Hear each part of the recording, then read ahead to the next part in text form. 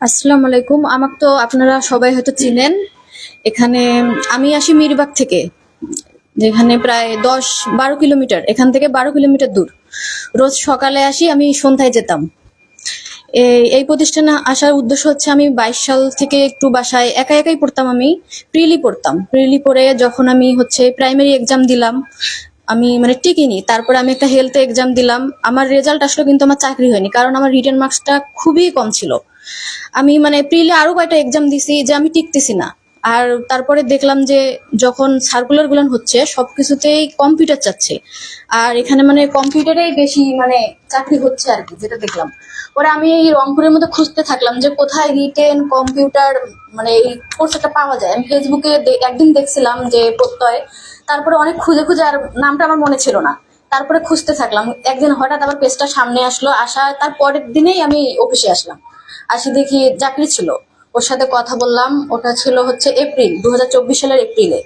আসি কথা বললাম, তো বললো যে নতুন ব্যাচ এপ্রিলের 3 তারিখ, 3 তারিখ থেকে হবে, আপনি আসেন। তারপরে আমাকে ফোন দেওয়ার কথা ছিল, কিন্তু আমাকে ফোনও দেয়নি।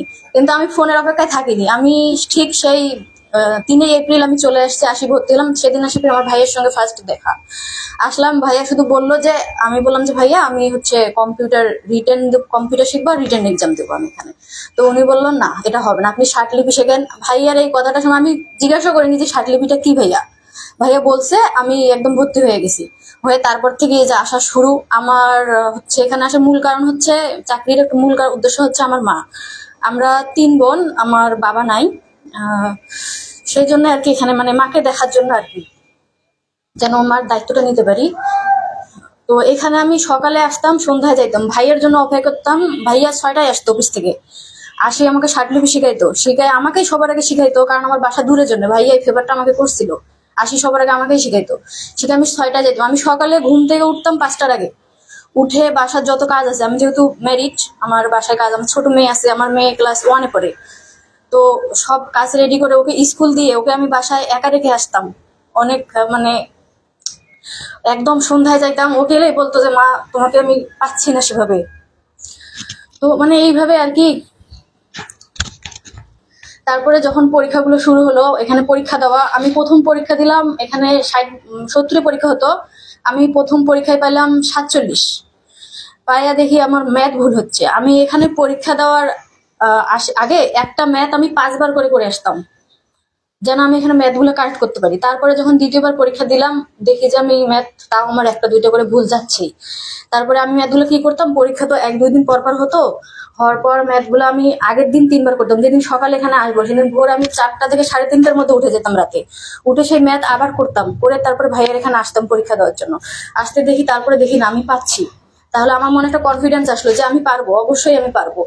আর এই ভাইয়ের তো সাপোর্ট অবশ্যই অনেক অনেক আছে, যেটা মানে বলার মতন। এইরকম প্রতিষ্ঠান মানে যখন আসতাম তখনই ল্যাব ফ্রি একদম। এরকম ল্যাব কোথাও ফ্রি দেয় না। আপনাকে একটা শিডিউল করে দেবে যে এই শিডিউলের মধ্যে আপনারা আসবেন আবার যাবেন, কিন্তু এরকম ফ্রি ল্যাব, এরকম মানে আনলিমিটেড সুবিধা মানে কোথাও দেয় না।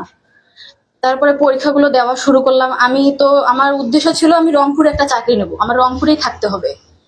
তো আমি ঢাকাতে পরীক্ষা তেমন দিতাম না। ভাইয়া বললো যে তুমি ঢাকাতে পরীক্ষা দিচ্ছ না কেন, তোমার ঢাকাতে পরীক্ষা দিতে হবে।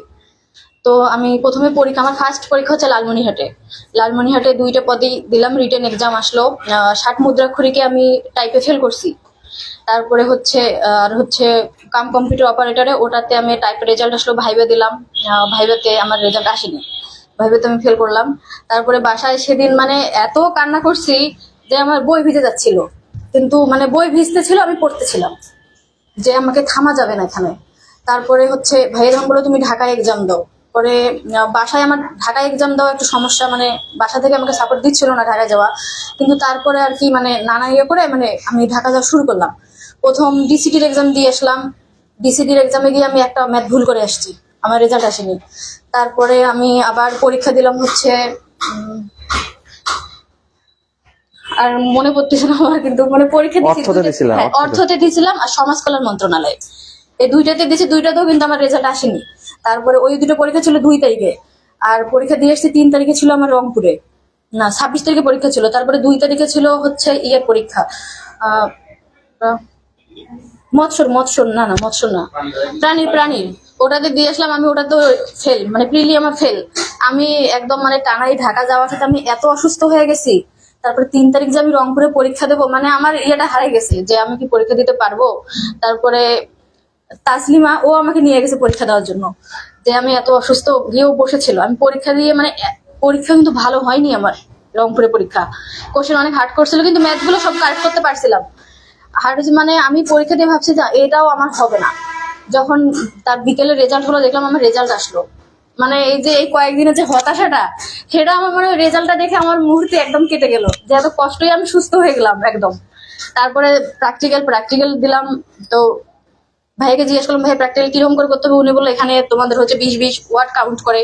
তো আমি ওইটা মাথায় রেখে গেলাম ওখানে এক্সাম দিতে। দিয়ে আমি খুবই মানে 20 ওয়ার্ড আসছে একদম নির্ভুল, যে আমি একটিও ভুল করিনি। 20 একটু বেশি আসে মানে এখানে আমার দেখলাম ভাইভাতে রেজাল্ট আসে। আমি আবার ভাইয়াকে বলছিলাম, ভাইয়া বললো তুমি কি কি পড়বা, ভাইয়া আমাকে সাজেস্ট করলো। আমার ভাইয়ার সাজেস্টটা একদম 100% কাজে লাগছে। ওগুলোই পরে আমি গেলাম, ইনশাল্লাহ আমার ওখানে তো হয়ে গেল। তো একটা কথা কি, আল্লাহ মানে যেটা আপনারা চাবেন মন থেকে চাবেন, আল্লাহ অবশ্যই আপনাদেরকে দিবে। আমি একটা রংপুরে একটা চাকরি চাইছি, কারণ আমি বাসায় থেকে আমার ফ্যামিলির সঙ্গে থেকে করতে পারি, আমার মাকে দেখতে পারি, সেইটাই আমি পাইছি। আপনারাও চেষ্টা করেন আপনাদের।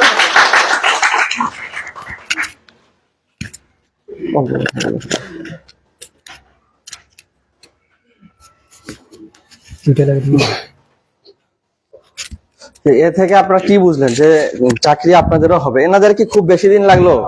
এনারা কিন্তু দেখেন প্রথমে এমসিকিউ কেন্দ্রিক পড়াশোনা করছে। প্রথমে এমসিকিউ কেন্দ্রিক পড়াশোনা করছে। এমসিকিউ কেন্দ্রিক পড়াশোনা করে যখন চাকরি হচ্ছিল না, সবাই কিন্তু এমসিকিউ প্রথমে পড়াশোনা করছে। এই রাশেদ ভাই কালকে আপনারা শুনছেন তার গল্পটা, যে প্রায় সে 3-4 বছর শুধু এমসিকিউ 13টা ভাইবা দিতে চাকরি হয় নাই। একটা এমসিকিউ ছেড়ে রিটেনে এসে যারাই রিটেনে আসছে তাদেরই কিন্তু চাকরি দ্রুত হচ্ছে।